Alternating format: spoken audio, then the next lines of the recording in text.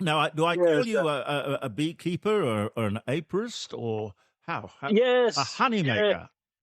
yeah, all of the above. Custodian of the humble bee. Yeah, it's a passion and it's a job, but it's one that you would only do if you're very passionate about it. Yeah, for sure. Well, I met Paul, I must tell you, at a lunch that John Quirk put on the other day down at the Old Lion.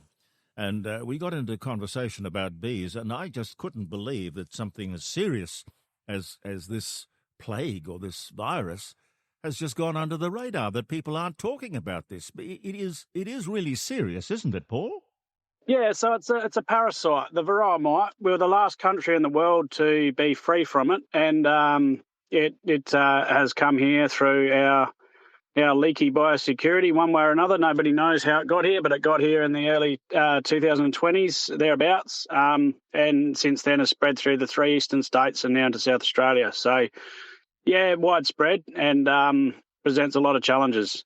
Well, what have you got? You've got border controls, but you can't stop the bees flying across the border, can you? No, so yeah, there was border closures early on to so-called slow the spread, and that maybe not have been a bad thing. But how that's being managed now between South Australia and the eastern states is very questionable, to say the least. We have the Varroa mite, we have the resistant mite here in South Australia as well, and yet we still have border closures for some individuals in the industry and not for others, and that's where it becomes very, very concerning. Well, what determines whether you've got a border closure or you haven't got a border closure? Yeah, a very big question. We have a situation at the moment where we've been pleading to have access to queen bees from the east, and it's been very difficult to get them from New South Wales, which is one of the main queen breeding areas and essential to the health of our hives to have good genetics. Why do you need queen bees from somewhere else? We don't have any commercial queen breeders in South Australia that can produce the numbers of queens that commercial beekeepers in South Australia acquire. How many do you need? Approximately one per hive. So most commercial beekeepers requeen their hives every year, or at least every second year. You see, I don't even know how it works. Walk us through this. You've got a box. So so each colony has one queen in it, and to keep good genetics, that are gentle to work, that are healthy, they are young and virile. The easiest way to do that is to replace the queen every year or every second year at the most. God. And yeah, it's a dangerous profession. That doesn't seem right.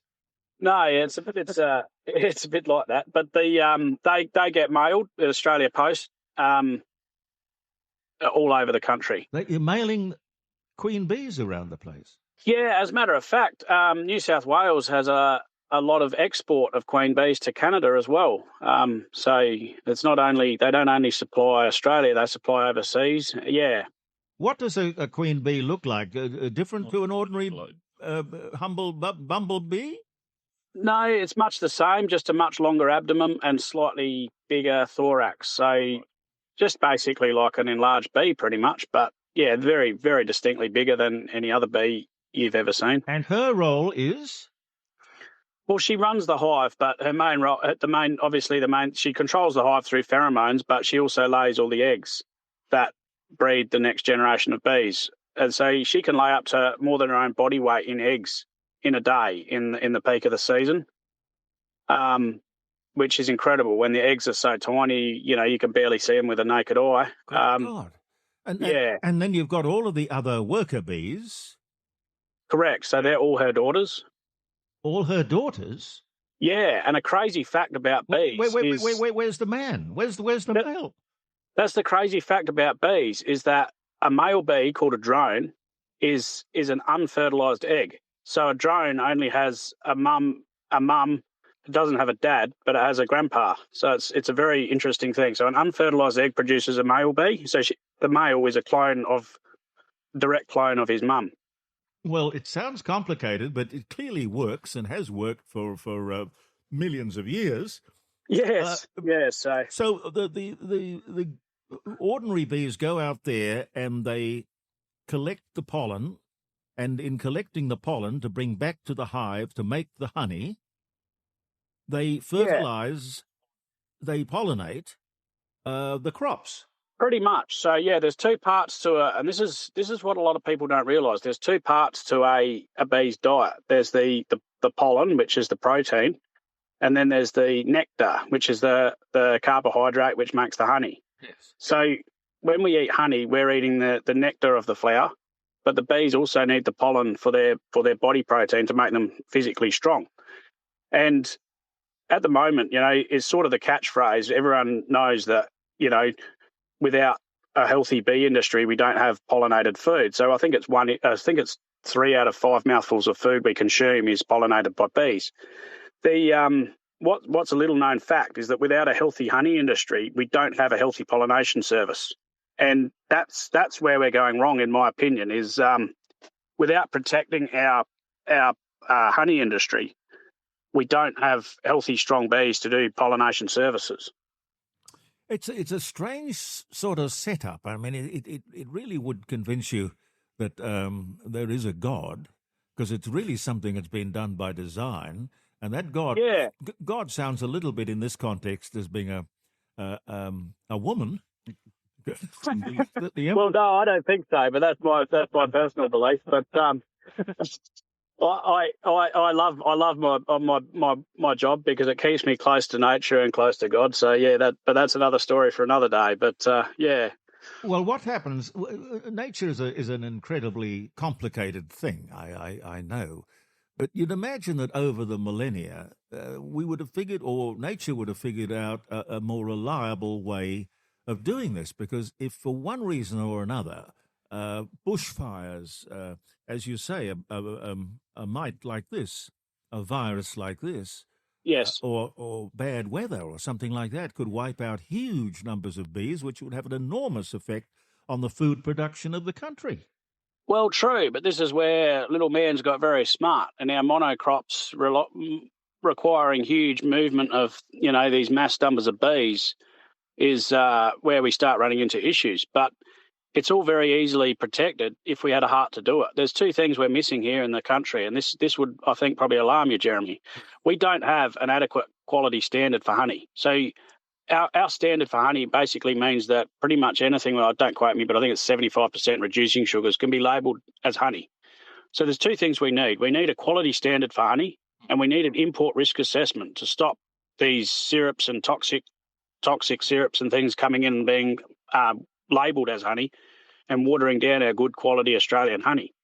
If we can protect our honey industry and supply the consumer with good quality, safe honey that tastes fantastic, we'll naturally take care of our bee industry and therefore of our pollination. But the precarious situation we're in the moment is the importation of syrups and honeys from questionable origin is putting our industry in a very vulnerable place. And at the same time, we're being forced out of our historic beekeeping country. Like at the moment, currently, as I speak, I'm in the Narcat Conservation Park. And that was established by Premier Corcoran in 1979 as a national park for beekeeping. And it had 300 sites, near enough to 300 sites for beekeeping. It was some forefathers of our industry that realised the need for a beekeeping reserve, and they lobbied the Premier of the day to turn this into a national park for beekeeping. But as it stands at the moment, we're slowly being restricted in our use of these historic beekeeping areas. And my understanding is there was around about 1,000 public land and national park sites across the state historically, and currently we're down to probably around about 150. Well, who's responsible for that? So, yeah, it's I think as an industry we're doing a very poor job of lobbying government to understand the importance of having these resting sites for our bees to build them up for the pollination events. Yeah. And also they're perceived as an introduced species, which is true.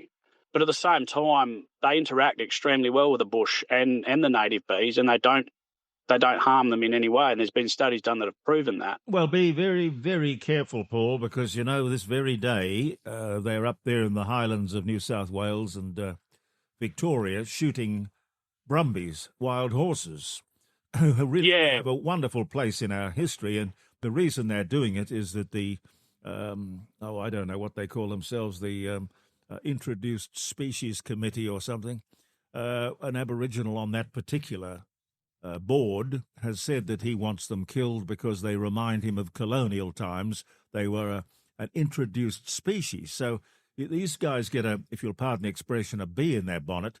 They'll come after you. Well, we are. We're kind of, in a kind of a way, we are the Brumbies of the Highlands, us beekeepers in national parks across this beautiful country. But the bizarre part about all of this is the graziers and the beekeepers were the original conservationists. And as this national park stands here, the one I'm in at the moment, the only reason that's a national park is because of beekeepers. If this wasn't for beekeepers, this would have been grazed. Well, what are we going to do? I mean, you've got to get a member of parliament, a bee representative, or I don't know.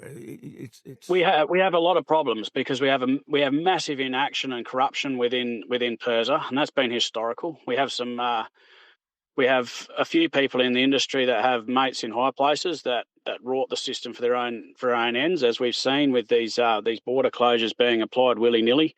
And in all honesty, the growing sentiment amongst what I would class as the good professional beekeepers in the state is that, and this is being openly said now, that if the whole of PIRSA bee section took a long walk off a short jetty, the industry may start to progress.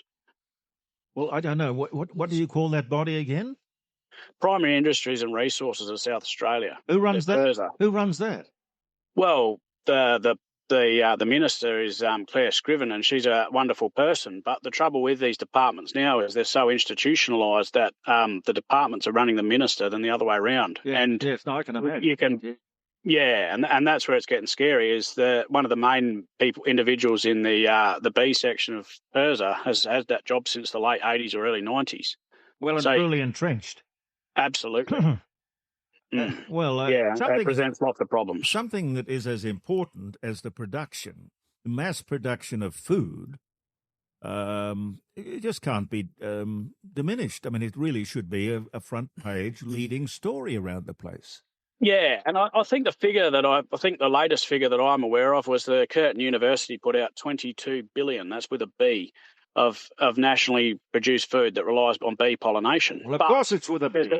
Yeah, that's right. But there's a big but on this, is I always say, but are you aware that without bees we don't have, for instance, a racehorse industry? And people say, how do you figure that out? Well, lucerne seed is 100% reliant on bee pollination. And what do horses eat? Lucerne hay. Like the ramifications of the bee industry are huge. And if you took out not only the pollination reliant industries as almonds and lucerne seed, all the cucurbits as in melons, then you have vegetables. Now, vegetables don't require bee pollination, but the vegetable seed to grow the vegetable plants, that's a huge industry of small seed industry which requires bee pollination. Then secondary to that, we have all the secondary industries as in dairying, racehorses, the list just goes on and on and on, of industries that rely on a product that's grown from product that was pollinated by bees. So we are massively underrepresented and underappreciated. But we need to do better as an industry in getting that message to the public. So what actually is being used at the moment to combat the Varroa mite? So currently we have a bunch of chemicals that we can use. There's basically two groups. There's the organics and then there's the hard chemicals, the veterinary chemicals. Now, what's happening in New South Wales at the moment, and it's basically actually spread to South Australia. It started in Queensland, it spread to New South Wales, Victoria, now South Australia, is we're finding that we have a resistant mite, which is 100% resistant to the pyrethroids that are the hard chemicals that are able to be used to treat the mite. So basically we've had half of our chemical group removed from our ability to control those mites. So now we're down to the bunch of chemicals which are loosely referred to as organics, which are much safer for the food product but probably more dangerous to apply. Where we need the industry to go, and our industry body's doing, in my opinion, a very poor job of lobbying for this, is we need own use exemption for those organic chemicals. And whilst we need a much better skill set to use those chemicals, we can treat our hives at a very, very low cost and produce a very safe food product, because those organics are naturally found in honey anyway. So we're not adding anything into the hive that's not currently in it. Well, I think they should be talking to you. I can't imagine I don't know whether it's a conspiracy theory or not. But well, I could go down that rabbit hole, but yeah, I'm not sure name calling is healthy in this environment. No, but why would we have a bureaucracy that was actively working against the interests of the farmer and the beekeeper and the community generally? And they would think what? That's they're doing their job? To understand that, we need to look at a little bit of history. We need to look in the review mirror. We used to have a committee called the Federal Council, and the Federal Council did the job that is now taken over by a body called ARBIC, which is the Australian Honeybee Industry Council.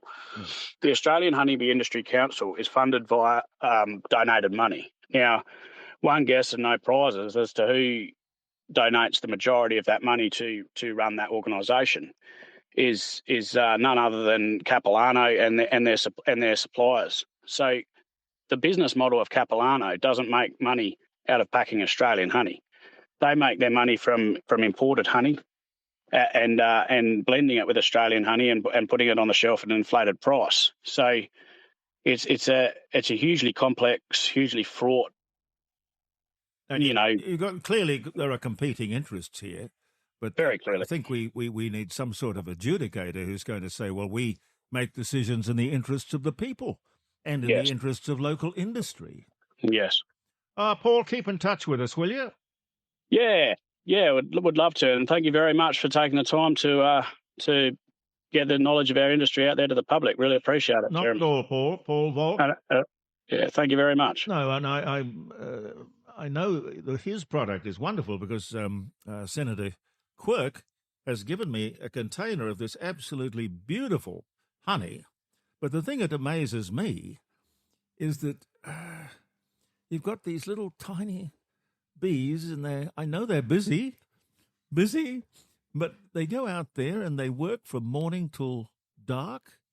They don't go on strike. They don't go on strike, no. Don't want a pay rise. And when you see them, I sometimes sort of rescue them out of the pond out there. And they've got sometimes so laden down with pollen on their feet that they are finding it hard to fly back to the hive.